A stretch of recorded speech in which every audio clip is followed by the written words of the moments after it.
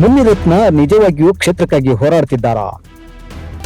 DK Shivakumar ಭರವಸೆ ಕಾರ್ಯರೂಪಕ್ಕೆ ಬರುತ್ತಾ? ಇಬ್ಬರದ್ದು ರಾಜಕೀಯ ಒತ್ತಡ ಮತ್ತು ಇಮೇಜ್ ಕಾಪಾಡಿಕೊಳ್ಳುವ ತಂತ್ರವೇ? ಆರ್ ನಗರ ಬೆಂಗಳೂರು ನಗರದ ಪ್ರಮುಖ ವಿಧಾನಸಭಾ ಕ್ಷೇತ್ರಗಳಲ್ಲಿ ಒಂದು. ಆದರೆ ಇದೇ ಕ್ಷೇತ್ರದಲ್ಲಿ 3 ವರ್ಷಗಳಿಂದ ಅಭಿವೃದ್ಧಿ ಕಾಮಗಾರಿಗಳು ಸ್ಥಗಿತ ಎಂದ್ರೆ ಇದರ ಹೊಣೆ ಯಾರ ಮೇಲಿದೆ? ಇತ್ತೀಚೆಗೆ ಬಿಜೆಪಿ ಶಾಸಕ ಮುನಿರತ್ನ ಅವರು ಉಪಮುಖ್ಯಮಂತ್ರಿ ಡಿಕೆ ಶಿವಕುಮಾರ್ ಅವರನ್ನ ಭೇಟಿ ಮಾಡಿ ಮನವಿ ಸಲ್ಲಿಸಿದ್ದಾರೆ. ಇದು ಈಗ ದೊಡ್ಡ ರಾಜಕೀಯ ಚರ್ಚೆಗೆ ಕಾರಣವಾಗಿದೆ. ಇದು ನಿಜವಾದ ಅಭಿವೃದ್ಧಿ ಹೋರಾಟವೇ ಅಥವಾ ರಾಜಕೀಯ ಒತ್ತಡ ಮತ್ತು ಇಮೇಜ್ ಕಾಪಾಡಿಕೊಳ್ಳುವ ತಂತ್ರವೇ? ಮುನಿರತ್ನ ನಿಜವಾಗಿಯೂ ಕ್ಷೇತ್ರಕ್ಕಾಗಿ ಹೋರಾಡ್ತಿದ್ದಾರಾ? ಡಿಕೆ ಶಿವಕುಮಾರ್ ಭರವಸೆ ಕಾರ್ಯರೂಪಕ್ಕೆ ಬರುತ್ತಾ? ಈ ವಿಡಿಯೋ ಪೂರ್ತಿ ನೋಡಿದ್ಮೇಲೆ ಕಮೆಂಟ್ ನಲ್ಲಿ ನಿಮ್ಮ ಅಭಿಪ್ರಾಯ ಖಂಡಿತ ತಿಳಿಸಿ.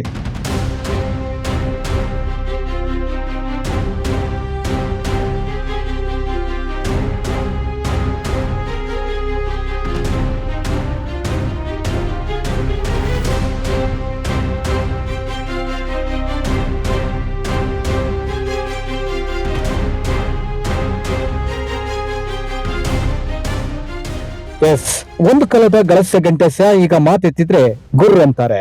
ಅದೇ ಡಿಕೆ ಅಂಡ್ ಮುನಿರತ್ನ ಜೋಡಿ. ಈಗ ಅವರಿಬ್ಬರ ನಡೆ ತುಂಬಾ ಕುತೂಹಲ ಮೂಡಿಸಿದೆ. ಮುನಿರತ್ನ ಅವರ ನಡೆ ಜನಪರ ಹೋರಾಟವೇ ರಾಜಕೀಯ ತಂತ್ರವೇ? ಮುನಿರತ್ನ ಅವರು ಹೇಳಿರುವ ಮಾತುಗಳು ಭಾವನಾತ್ಮಕವಾಗಿವೆ. ನನ್ನ ಕ್ಷೇತ್ರಕ್ಕೋಸ್ಕರ ನಾನು ಯಾರ ಕಾಲ್ ಬೇಕಾದ್ರೂ ಹಿಡಿದುಕೊಳ್ತೀನಿ. ಈ ಮಾತು ಸಾಮಾನ್ಯವಾಗಿ ಜನರಿಗೆ ಇಷ್ಟವಾಗುತ್ತೆ.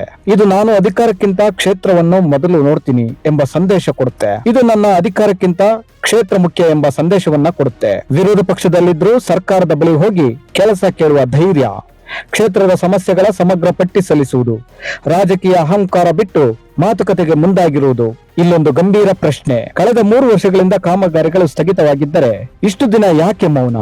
ಬಿಜೆಪಿ ಸರ್ಕಾರ ಇದ್ದ ಅವಧಿಯಲ್ಲಿ ಈ ಯೋಜನೆಗಳು ಯಾಕೆ ಪೂರ್ಣವಾಗಲಿಲ್ಲ? ಈಗ ಮಾತ್ರ ಸಾರ್ವಜನಿಕವಾಗಿ ಕಾಲು ಹಿಡಿಯುತ್ತೇನೆ ಅನ್ನೋ ಹೇಳಿಕೆ ಯಾಕೆ? ಇಲ್ಲೇ ಆ ಒಂದು ಅನುಮಾನ ಹುಟ್ಟೋದು. ಇದು ನಿಜವಾದ ಅಭಿವೃದ್ಧಿ ಹೋರಾಟವೇ ಅಥವಾ ರಾಜಕೀಯ ಒತ್ತಡದ ತಂತ್ರವೇ? ಇನ್ನೊಂದು ಕಡೆ ಡಿಸಿಎಂ ಡಿಕೆ ಶಿವಕುಮಾರ್ ಸಕಾರಾತ್ಮಕ ಸ್ಪಂದನೆ ನೀಡಿ ಅಧಿಕಾರಿಗಳಿಗೆ ಸೂಚನೆ ನೀಡುವುದಾಗಿ ಹೇಳಿದ್ದಾರೆ. ಇದರ ಅರ್ಥ ಏನು? ಡಿಕೆಶಿ ತಮ್ಮನ್ನು ಎಲ್ಲಾ ಕ್ಷೇತ್ರಗಳ ಅಭಿವೃದ್ಧಿಗೆ ಬದ್ಧ ಆಡಳಿತಗಾರ ಎಂದು ತೋರಿಸಿಕೊಳ್ಳಲು ಪ್ರಯತ್ನಿಸುತ್ತಿದ್ದಾರಾ? ಬಿಜೆಪಿ ಶಾಸಕರ ಮನವಿಗೂ ಸ್ಪಂದಿಸುವ ಮೂಲಕ ರಾಜಕೀಯ ಮೆಚುರಿಟಿ ಪ್ರದರ್ಶನ ಮಾಡ್ತಿದ್ದಾರಾ? ನಾವು ಅಭಿವೃದ್ಧಿಯಲ್ಲಿ ಪಕ್ಷಪಾತ ಮಾಡಲ್ಲ ಎಂಬ ಸಂದೇಶ ಕೊಡ್ತಿದ್ದಾರಾ?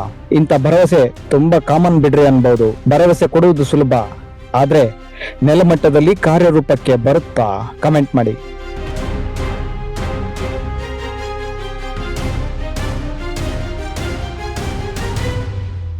ಅಧಿಕಾರಿಗಳಿಗೆ ಸೂಚನೆ ಎಂದರೆ ತಕ್ಷಣ ಹಣ ಬಿಡುಗಡೆ ಆಗುತ್ತಾ? ಈ ಕಾಮಗಾರಿಗಳು ಚುನಾವಣೆಗೆ ಮುನ್ನ ಮಾತ್ರ ಚುರುಕಾಗ್ತವ? ಡಿಕೆಶಿ ಅವರ ಶಕ್ತಿ ಅಂದ್ರೆ ನಿರ್ಣಯ ಸಾಮರ್ಥ್ಯ, ಆದ್ರೆ ಅವರ ಸವಾಲು ಅಂದ್ರೆ ಅನುಷ್ಠಾನ. ಆದ್ರೆ ನಿಜವಾದ ಸೋಲು ಯಾರಿಗೆ?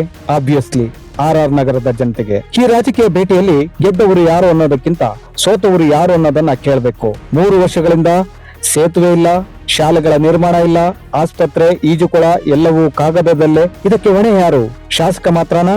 ಸರ್ಕಾರ ಮಾತ್ರನಾ? ಅಥವಾ ಇಡೀ ರಾಜಕೀಯ ವ್ಯವಸ್ಥೆಯೇ? ಜನರಿಗೆ ಬೇಕಿರೋದು ಭರವಸೆ ಅಲ್ಲ, ಫೋಟೋ ಪೋಸ್ ಅಲ್ಲ, ರಾಜಕೀಯ ಡೈಲಾಗ್ ಅಲ್ಲ, ಕಾಮಗಾರಿಗಳು ಪೂರ್ಣಗೊಳ್ಳಬೇಕು ಅಷ್ಟೇ. ಮುನಿರತ್ನ ಅವರ ಮಾತುಗಳಲ್ಲಿ ಭಾವನೆ ಇದೆ, ಡಿಕೆ ಶಿವಕುಮಾರ್ ಅವರ ಭರವಸೆಯಲ್ಲಿ ಅಧಿಕಾರ ಇದೆ. ಆದ್ರೆ ಭಾವನೆ ಜೊತೆಗೆ ಭರವಸೆ ಇದ್ರೂ ಕೂಡ ಕೆಲಸ ಆಗದಿದ್ರೆ ಶೂನ್ಯ ಸಂಪಾದನೆ. ಈ ಭೇಟಿಯ ನಿಜವಾದ ಪರೀಕ್ಷೆ ಮುಂದಿನ ಕೆಲವು ತಿಂಗಳುಗಳಲ್ಲಿ ಗೊತ್ತಾಗುತ್ತೆ. ಕಾಮಗಾರಿಗಳು ಪ್ರಾರಂಭವಾದ್ರೆ ಇದು ಜನಪರ ರಾಜಕೀಯ, ಮತ್ತೆ ವಿಳಂಬವಾದ್ರೆ ಇದು ಕೇವಲ ರಾಜಕೀಯದ ನಾಟಕ. ನಿಮಗೇನನ್ಸುತ್ತೆ? ಮುನಿರತ್ನ ನಿಜವಾಗಿಯೂ ಕ್ಷೇತ್ರಕ್ಕಾಗಿ ಹೋರಾಡ್ತಿದ್ದಾರಾ? ಡಿಕೆ ಶಿವಕುಮಾರ್ ಭರವಸೆ ಕಾರ್ಯರೂಪಕ್ಕೆ ಬರುತ್ತಾ? ಕಮೆಂಟ್ ನಲ್ಲಿ ನಿಮ್ಮ ಅಭಿಪ್ರಾಯ ತಿಳಿಸಿ.